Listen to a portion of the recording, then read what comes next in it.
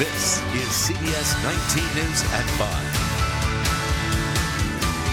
Good afternoon. Thanks for joining us. I'm Mike Landess. And I'm Gillian Sheridan. We have breaking news right off the top tonight. The state just halted the execution for an East Texas man scheduled for execution this Wednesday. Now, 55-year-old Randall Mays of Henderson County was scheduled to die by lethal injection for the killings of 2 sheriff's deputies. The court agreed with Mays' lawyers that additional review is needed to determine if Mays is mentally competent for execution. Other news this afternoon, another Tyler man headed to prison for the murder at P.T. Cole Park. Rakeem Goldstein, the last suspect left to be convicted nearly 2 years after the death of 20-year-old Brianna Young. CBS 19's Field Sutton live at the Smith County Courthouse. Field, you were actually there the day Goldstein turned himself in as well, right? And Mike and Gillian, we have come a long way since then. That was about a year and a half ago. Goldstein was the first suspect to turn himself in, and at the time, he told us he wasn't scared. Why'd you turn yourself in? Because I'm innocent. Well, since then, Goldstein has had a change of heart. He testifies for the prosecution when Dennis Bindi was on trial. When he did that, he admitted he was a part of the gang battle that took Brianna Young's life when she got caught in the crossfire. So we have known for months that it just wouldn't make sense for him to have a trial with the presumption of innocence like Bindi had. So today, he walked out with a 20-year sentence.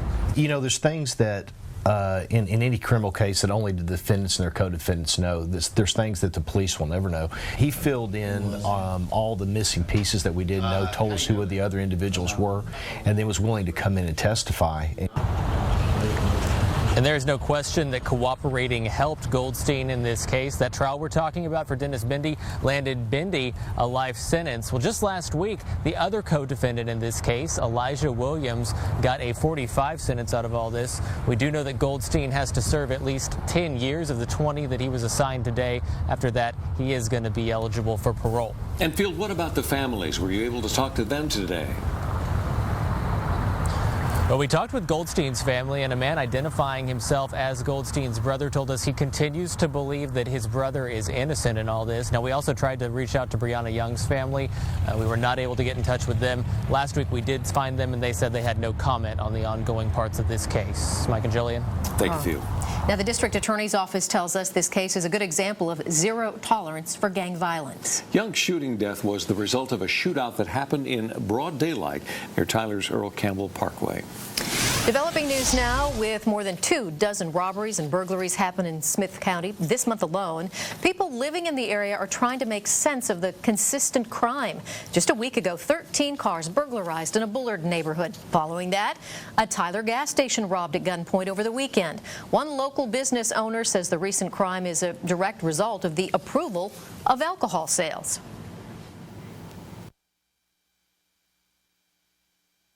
We have requested robbery numbers from the Tyler Police Department. Those numbers will be available tomorrow, and we will have a full report comparing the numbers from before alcohol sales were permitted to those after. Nacogdoches County investigators continue to search some woods in Cushing, where human remains were found over the weekend. Investigators say the remains appear to have been there for many years. Foul play could be involved. The remains will be sent to a crime lab to be identified, and that process could take many weeks. New information about a notorious millionaire, Robert Durst, who made a court appearance in New Orleans this morning after being arrested for a murder 15 years ago. Durst has long been linked to 2 killings and the disappearance of his wife, Danielle. Nottingham tells us the police moved in, or we are told by our reporter there, that the police moved in after Durst inadvertently seemed to make a confession during a documentary taping. A handcuffed Robert Durst waived extradition at a court hearing in New Orleans. The infamous millionaire agreed to go to Los Angeles to face murder charges for the death of his friend Susan Berman 15 years ago.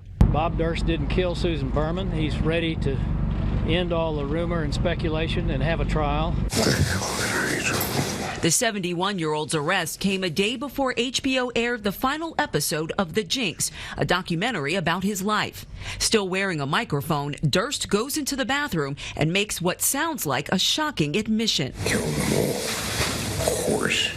Director Andrew Jarecki said on CBS this morning that his crew didn't realize what they recorded until the editing process. Obviously, for us, a shock, because it was many months since we had sat down with him. Durst, the heir to a New York City real estate fortune, has long been suspected in the unsolved 1982 disappearance of his first wife, Kathleen, in New York. As investigators prepared to question Berman about Kathleen's disappearance, she was shot to death at her Beverly Hills home. Durst was also tried for the 2001 murder of a neighbor in Texas, but claimed self-defense and was acquitted. Experts say bail is unlikely since Durst has a history of fleeing. Danielle Nottingham, CBS News, Los Angeles. Durst's extradition to Los Angeles may be delayed because New Orleans authorities are considering filing charges against him related to drugs and a gun allegedly found in his hotel room. Week 3 of the Boston Marathon bombing trial began with jurors taking a field trip to view evidence. They inspected the bomb where Dzhokhar Tsarnaev hid before his capture. The suspect watched from a tent nearby. Also today, 3 officers involved in that shootout with Dzhokhar and his older brother Tamerlan. Police said the brother fired at them for up to 9 minutes before throwing pipe bombs. Dzhokhar eventually got away in a car, running over his brother, who was wounded in the shooting. The condition worsening for an American healthcare worker being treated for Ebola. Doctors downgraded the patient's condition from serious to critical. The patient was flown from Sierra Leone to a Maryland hospital last Friday. Aid is starting to arrive in the South Pacific nation of Vanuatu after a massive cyclone flattened most of the country over the weekend. Cyclone Pam packing 170-mile-an-hour winds, tearing apart everything in its path. At least 24 people are dead and more than 3,300 have been displaced. Our weather in East Texas, so mild, great riding weather today, if I only had something to ride. With the return of all the sunshine, but is it going to stick around? Our meteorologist, Doc Deason, here with our evening planner. Doc? Yeah, it was a tough day to be indoors for the first time in a long time. We were as warm today as we have been, believe it or not, since Valentine's Day. A lot of folks mid-70s across the area. Let's look outside and see what we have from Weather Authority Live Camera Network. Good-looking shot down South Broadway as the sun continues to warm the surface and more importantly, helps to dry some of this moisture that we've had in the ground for what seems like at least a month now. 77 right now, top Independence Center. Southwest wind helping at 5 or so miles an hour, and we go into the evening planner for tonight on the weather computer, and we'll put you up about 73 at 6 o'clock. We'll be mostly clear, maybe a little bit of fog in some low-lying areas later tonight. I had a lot of it around the region this morning thanks to that clearing sky. We'll give you the 7-day, which unfortunately has got more rain in it. It's been a while since we've had to say unfortunately and rain in the same sentence, but that's what we got. Gillian, we'll show you more in a couple minutes, okay? All right, thank you, Doc. A minor one-vehicle accident disrupts street and railroad traffic in Longview this morning. A truck wrecked into the Green Street underpass around 9 this morning. Nothing new for that bridge. No one was hurt, but Union Pacific workers spent several moments checking that bridge for safety before reopening the rail line. Foul play, a possible cause for a Sunday night house fire in Longview. It damaged the living room of this home at 710 East Linwood Lane. No one hurt there, but the 2 brothers who live there are staying elsewhere tonight because of the damage. A fire marshal investigating this case says he's looking into what caused the fire and by whom. We will continue to follow the investigation. Finding a parking spot at Gregg County Courthouse, a daily struggle for drivers. And today, commissioners got an early price tag and what it's going to cost to solve that problem. CBS 19's Jimmy Isaac live in our Longview newsroom with details. Jimmy, what is it going to cost?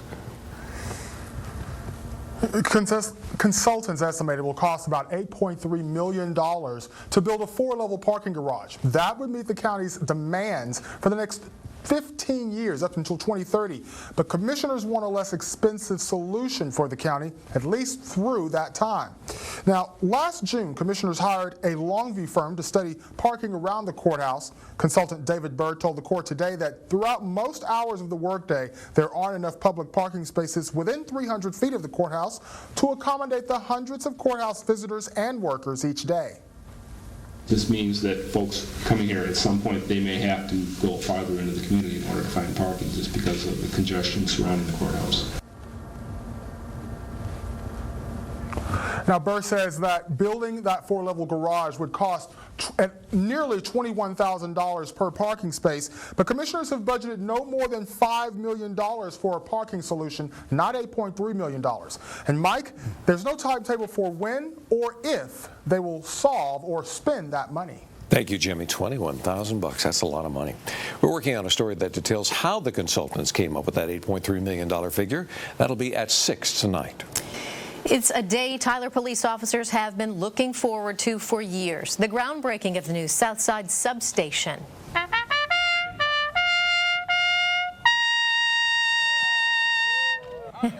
And with that sound, the groundbreaking. The substation expected to bring faster response times to the south side of Tyler, as well as saving more than $200,000 a year in fuel costs and staffing. That station is expected to open in November.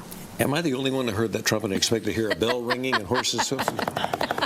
All right, coming up on CBS 19 at 5, a fast food chain giving away ice cream cones today, and we'll tell you how to get yours. And gas prices continue on their roller coaster ride. Find out what's behind the latest drop in prices. First, here's a look at today's closing numbers from Wall Street. Wall Street shook off 3 weeks of market losses with a Monday rally.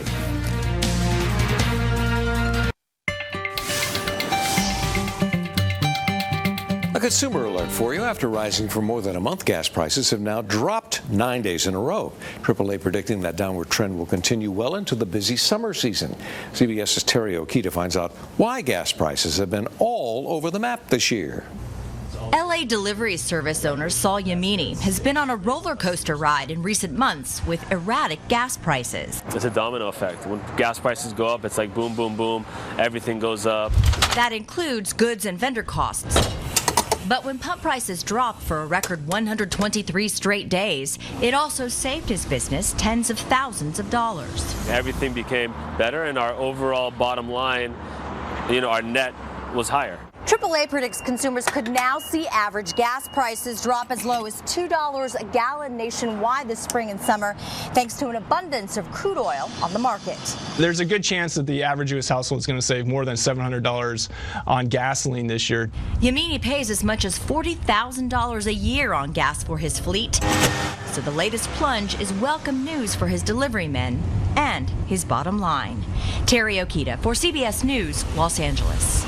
So the national average for gas is currently $2.42 a gallon. That's $1.10 less than what consumers were paying last year at this time. Now, these are some of the cheapest gas prices we found in East Texas. This according to the website gasbuddy.com. In Tyler, $2.14 a gallon at the Pilot on FM 14 near I-20. In Longview, it's $2.11 a gallon, I should say, at the Walmart on Gilmer Road. A sweet deal today if you're headed to Dairy Queen. The classic ice cream spot is giving out free vanilla ice cream cones to celebrate its 75th anniversary. If you get a treat, you can also donate at DQ. It's raising money for a children's hospital charity. Good day for an ice cream cone. Doesn't that sound good? Yeah. Have to go there. All right, the stress test can help identify heart problems, but a new study shows they're not for everyone. Coming up, find out if you should pass on the stress test the next time your doctor suggests one. Plus, Doc has the forecast. And this pollen may be stressing some folks out. We'll go to the break with pollen count numbers for the day, and we are back in that high category with mold spores, and still just barely in the medium category with trees. Back with you 7 day in a minute. KYTX CBS 19 Weather and Weather App are brought to you by Texas Spine and Joint Urgent Care, the best step to better health.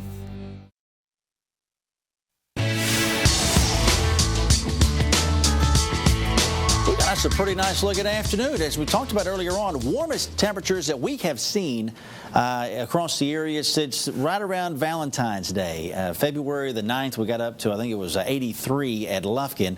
We did the same today, Lufkin. Longview 77 was the high today, 76 right now. Not a bad looking day at all. Winds are running westerly 5 to 10 miles an hour in Longview. Let's take a look at the weather computer and put our conditions in play, at least as far as top of the hour numbers are concerned. You got 74 right now at Henderson, Rusk County Airport, 77 Nacogdoches, so almost 80 at Lufkin, 79 now, again 83 today.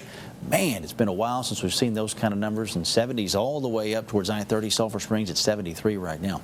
Rest of the conditions across the state and the region, heavy running 70s and some 80s, even some 60s though down into deep South Texas, where the clouds are a bit thicker, and they're going to be there tonight, and they're going to get up in our direction by tomorrow. So enjoy the sunshine while we got it. We'll have a nice little dose of it, I think, tomorrow, but it's going to gradually get covered up once again. Satellite radar composite shows the clouds across, especially the southern parts of the state, with some shower activity down towards San Antonio. Kind of a nice break here across the northeastern parts of the state, and that's why the temperatures have managed to boost as much as they have. And thankfully for all parties involved, I think it worked out pretty well today for the East Texas area. Our temperatures tonight, the in-house computer model showing you clouds and whatnot going to keep you. Mix of clouds and stars here as we go through the overnight period. We will see temperatures very mild for this time of year with overnight conditions in the 60s at most spots. We'll have clouds, though, again, kind of a mix of the clouds and the sun during the day tomorrow. And that's going to bring our temperatures, I think, still back into some very respectable levels, so well above the 70-degree mark tomorrow afternoon. And some folks will see, I think, close to 80s, especially as you get into the Lufkin, Nacogdoches area for tomorrow afternoon, rather. And we go into tomorrow night with some showers kind of starting to dot the landscape, especially across the western and southwestern counties by tomorrow evening. So be mindful of that as we get the kind of the wet weather back into play. Here's what we're going to do as far as the day planner for Tuesday is concerned. 61 by 8 o'clock on average along I-20. We're at 72 by noontime, and we're in mid-70s by 5 o'clock with a stray shower or two against southernmost counties, especially tomorrow. Rest of the 7-day forecast has you with better chance of rain as we get in the day on Wednesday. Thursday, I can't rule rain out, and we also bring it back in for Friday and even a low-end chance of early Saturday. Temperatures, though, not bad. I mean, considering how cool we have been of the not-too-distant past, I'll take, 60s for highs and close to 70 there by Sunday, so not bad at all. Just when we thought the rain was gone. just when spring break was over, and then he brings the sun out today. So sorry about that. Thanks, Doc. All right, thanks a lot. There's a new report that's questioning the use of stress tests when it comes to detecting heart disease. Adriana Diaz has the details from Chicago. EKGs are some of the most commonly performed tests in the U.S., but the American College of Physicians says they're probably not necessary if you're at low risk for heart disease. The tests are unlikely to tell us the truth about their hearts. They're safe, but they're expensive, and there's no value in their use. Resting EKGs use pads on the chest to test the heart's electrical activity. And stress tests are done while a patient exercises. Dr. Kurt Garrett of Lenox Hill Hospital says these tests can expose patients to radiation, trigger a bad reaction or problems during exercise. One of the hazards of routine screening, including stress tests, is that funny-looking findings might lead to more procedures. The American College of Physicians is encouraging doctors to focus on risk factors a patient can change, including smoking, diabetes, and obesity. Adriana Diaz, CBS News. Funny-looking findings. Doctors say that high-risk patients who are in the group that benefit from stress testing, and this is the new report that doesn't apply to patients who have symptoms or to athletes for pre-participation screening.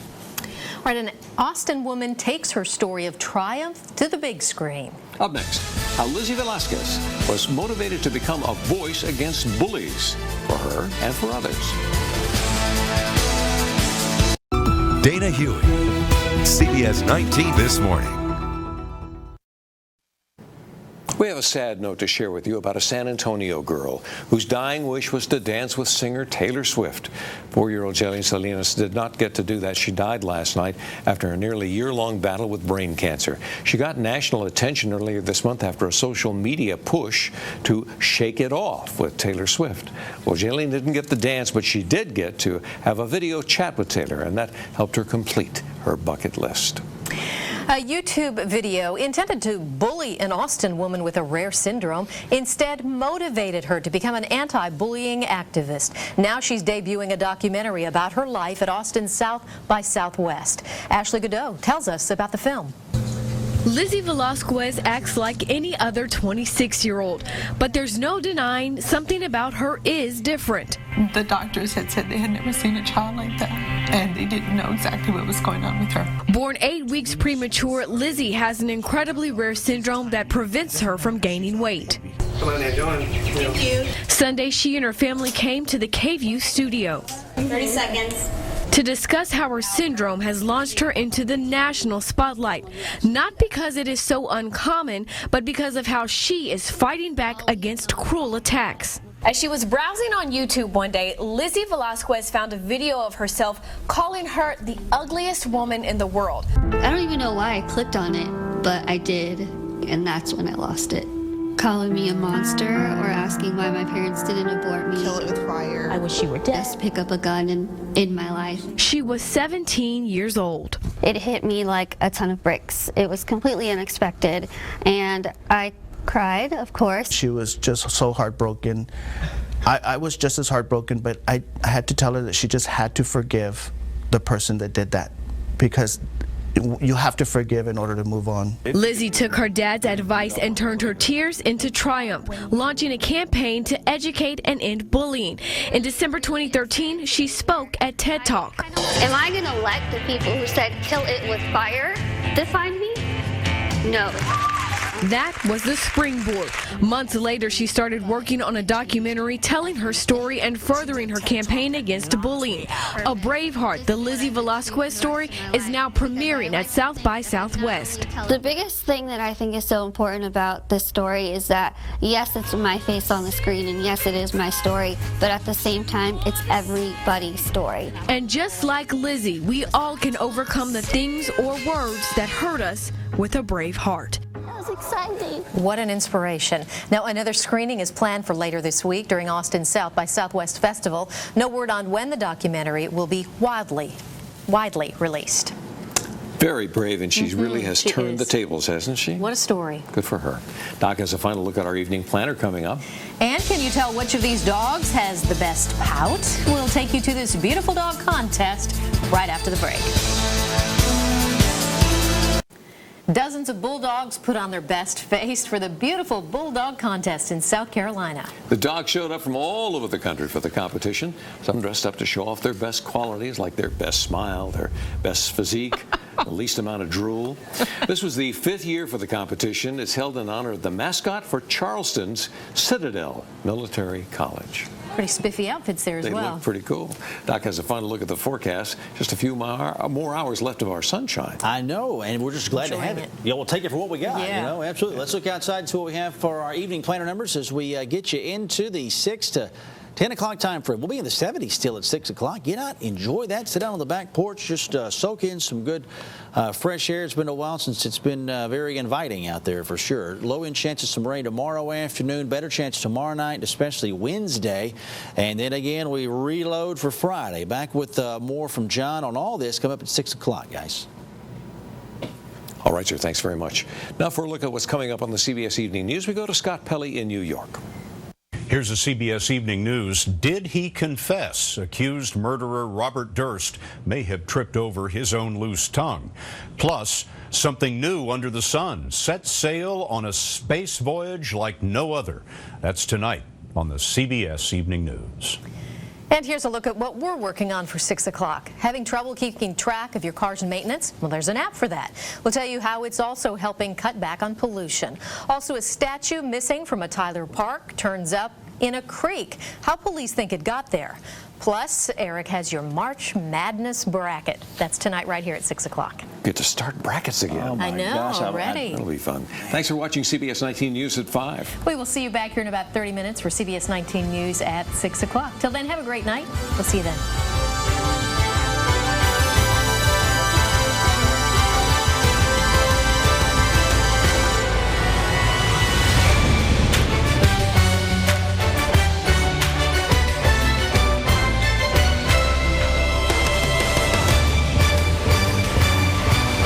KYTX CBS 19 News app is brought to you by Hyundai of Longview. You pick it out, we'll work it out. We're KYTX. Texas is in our name.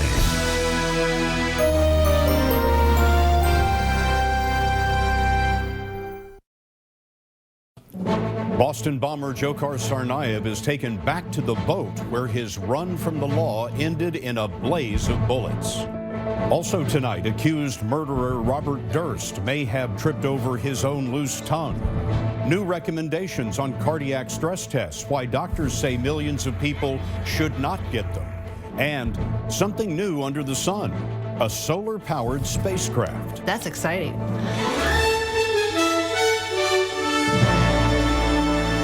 This is the CBS Evening News with Scott Pelley. Today, Dzhokhar Tsarnaev, the admitted Boston Marathon bomber, took a field trip with the jurors who will decide whether he lives or dies.